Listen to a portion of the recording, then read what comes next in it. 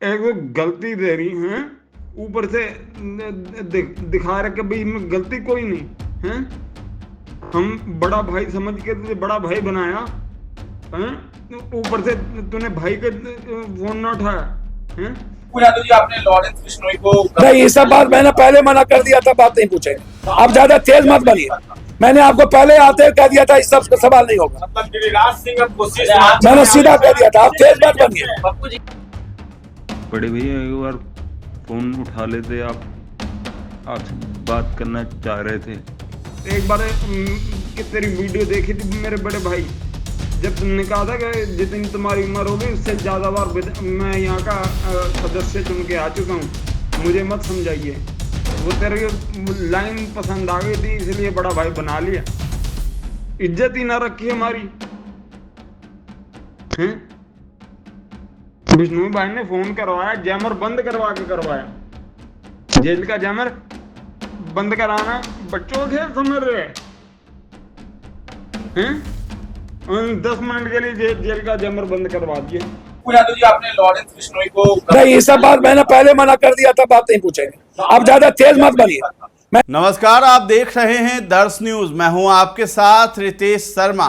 पप्पू यादव को धमकी मिली है और धमकी किसी और शख्स के द्वारा नहीं बल्कि लॉरेंस बिश्नोई गैंग के आदमी के तरफ से जो है पप्पू यादव को धमकी मिली है और जान से मार देने की धमकी मिली है। और एक अलग ही अंदाज में पप्पू यादव को धमकाया जा रहा है।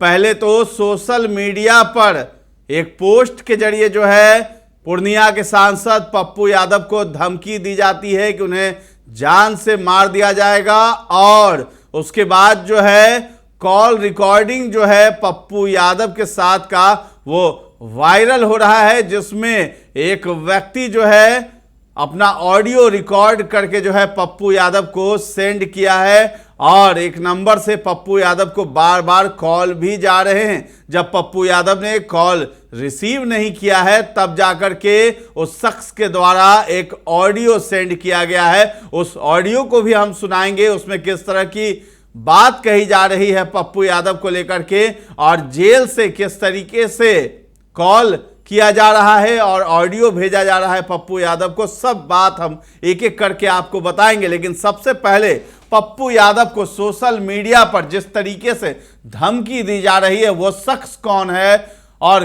किस लिए उसने धमकी दी, वो सब बात हम आपको बताने वाले हैं। लेकिन उससे पहले आप जान लीजिए कि लॉरेंस बिश्नोई गैंग के व्यक्ति ने मुंबई में बाबा सिद्दीकी की बीते दिनों हत्या कर दी थी। हत्या होने के बाद जिस तरीके से पूरा बॉलीवुड डर गया था और सलमान खान की भी सिक्योरिटी बढ़ा दी गई थी, क्योंकि लॉरेंस बिश्नोई ने धमकी दिया था कि सलमान खान को नहीं छोड़ेगा वो। हालांकि लॉरेंस बिश्नोई जेल में बंद है, लेकिन जेल में बंद होने के बावजूद उसके गुर्गे जो है बाहर घूम रहे हैं और वो सब्जेक्ट को टारगेट करते हैं, उसके पीछे वो लग जाते हैं। तो सब्जेक्ट के तौर पर सलमान खान को बनाया गया है और उसके पीछे उसके गुर्गे लगे हुए हैं।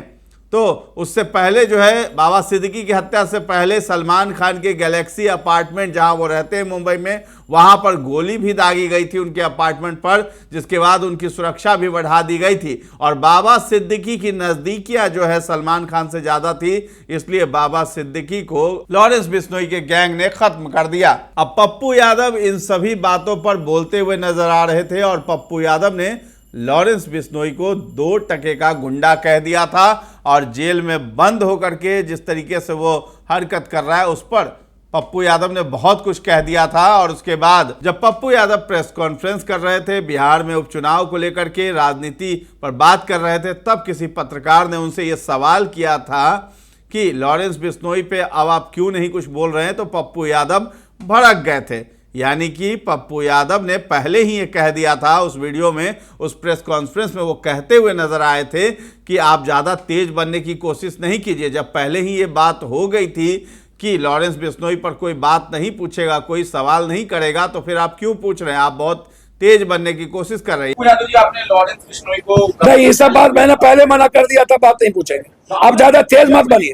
मैंने आपको पहले आते कह दिया था इस सब सवाल नहीं होगा। मतलब गिरिराज सिंह अब कोशिश मैंने सीधा कह दिया था, आप तेज मत बनिए। यानी कि कहीं ना कहीं लॉरेंस बिश्नोई की बात पप्पू यादव से हुई थी और इसके बाद जो है पप्पू यादव को चुप रहने के लिए कहा गया था, लेकिन मीडिया ने जब सवाल किया तो पप्पू यादव भड़क गए और उसके बाद अपने ईगो पर ले लिया और उसके कुछ ही समय बाद जो है पप्पू यादव ने कहा था कि मैं मुंबई आ रहा हूं, देख लूंगा सभी को। इस तरह की बात करते हुए पप्पू यादव मुंबई में गए थे, बाबा सिद्दीकी के बेटे जिशान सिद्दीकी से मुलाकात की थी। उसके बाद वो सलमान खान से भी मुलाकात करने गए, लेकिन उनकी मुलाकात नहीं हो पाई थी, जिसके बाद वो 1-2 दिन मुंबई में रह करके वापस जो है पटना लौट गए थे। और उसके बाद जो है फिर से जो है ये चर्चा शुरू हो गई कि लॉरेंस बिश्नोई पर फिर से जो है पप्पू यादव बोलने लगे हैं, जिसके बाद ये धमकी भरा सोशल मीडिया पोस्ट आया है जिस पर पप्पू यादव को धमकी दी गई है। सोशल मीडिया पर गैंगस्टर अमन के करीबी मयंक ने एमपी पप्पू यादव को धमकी दी है।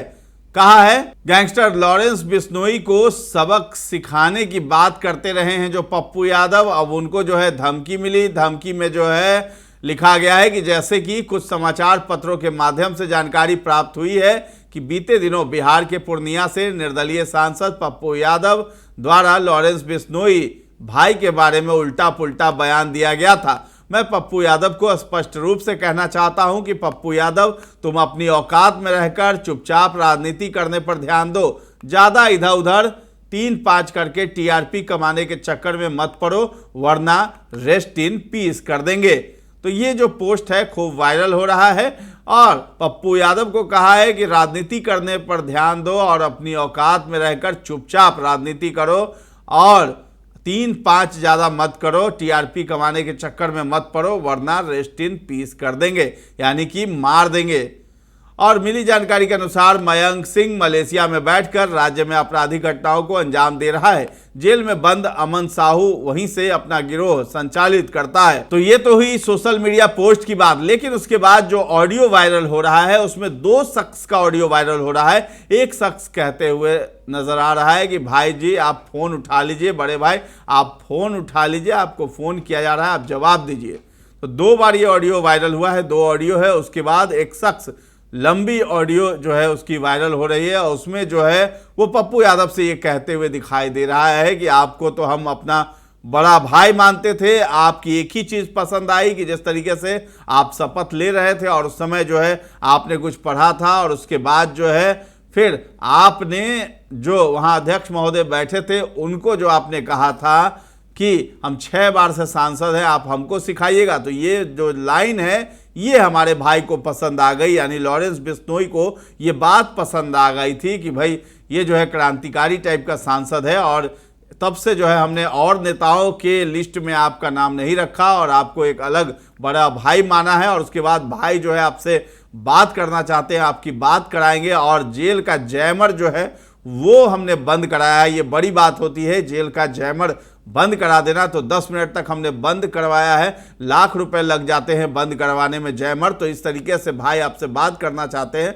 और आप इस तरह की हरकत कर रहे हैं, इस तरह का बयान दे रहे हैं। तो वो ऑडियो आप पहले सुनिए, क्या कुछ उसमें वो शख्स कहता हुआ नजर आ रहा है।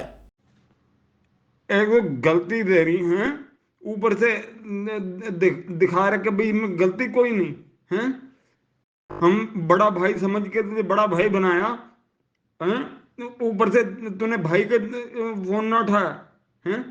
जेल का जामर 10 मिनट बंद कराने के तुझे पता मिनट के लाख रुपए लग रहे हैं। मजाक समझ रखा तुमने तो।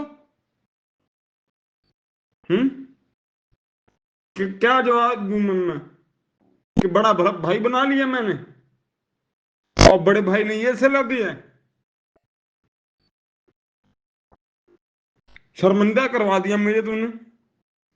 यार बड़ा भाई बना ही लिया, उसका फर्ज तो निभा लेता। तुझसे कोई मांग करी, कोई कहा, तेरी जान बख्श दी, बल्कि क्यों ऐसा उल्टा बोला था भाई। इतनी सी बात ही भाई से कहता भाई ये न्यूज वालों ने कर दिया, काट के भेज दिया, मेरा इसमें नाम ही नहीं ना काम था।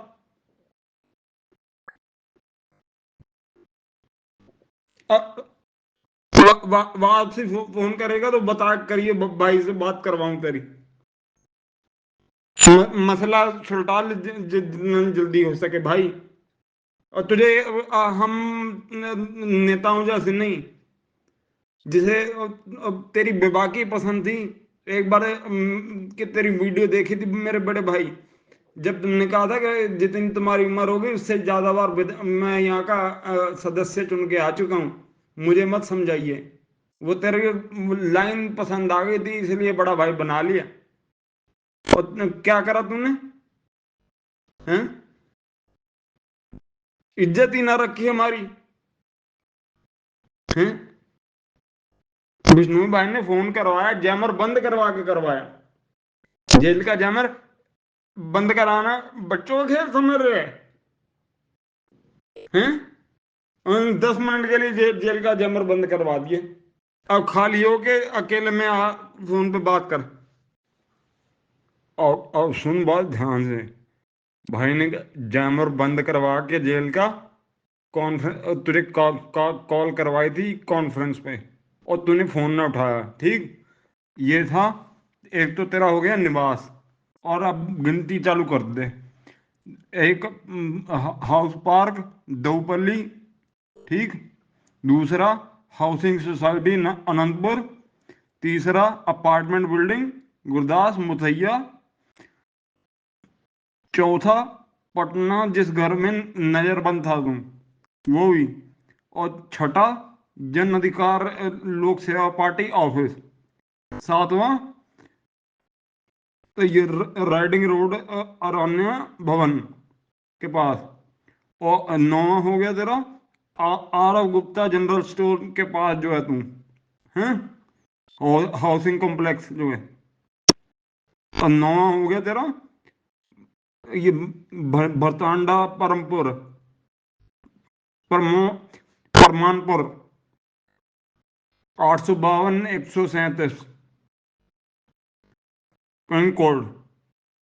और फिर हो गया तेरा पूर्णिया कॉन्स्टिट्यूएंसी में। अब कहाँ घूमेगा?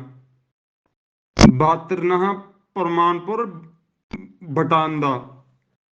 तो ये प्यार से समझाया थे कि भाई से यहाँ से बात कर ले। हैं? भाई ने जेल के वो जैमर बंद करवा के तुझे फोन कर रहा है और तूने फोन ना उठाया। हैं? और फिर तेरी वही हरकत हो गई। हैं? अच्छी वाली सलाह हो रही थी, उसके बावजूद नहीं अगर खत्म हो रही। यहाँ कॉल बैक कर दीजिए बड़े भैया, एक बार फोन उठा लेते। आपसे बात करना चाह रहे थे। तो अब ये जो ऑडियो वायरल हो रहा है और उसके बाद फेसबुक पोस्ट पर ये धमकी मिली है पप्पू यादव को, अब इस पर देखना है कि पप्पू यादव की क्या प्रतिक्रिया आती है। और लेकिन सवाल उठने लगे हैं कि क्या पप्पू यादव की बात लॉरेंस बिश्नोई से हुई है, और जिस तरीके से ये ऑडियो वायरल हो रहा है क्या बातचीत होती है, और पप्पू यादव क्या वाकई लॉरेंस बिश्नोई के निशाने पर आ गए हैं। ये तमाम सवाल है। जो भी अपडेट्स आएंगे हम आप तक पहुंचाते रहेंगे, इसलिए ज़रूरी होगा कि आप हमारे चैनल पर बने रहें। और अभी तक हमारे चैनल को आपने सब्सक्राइब नहीं किया है तो ज़रूर कर लें। धन्यवाद।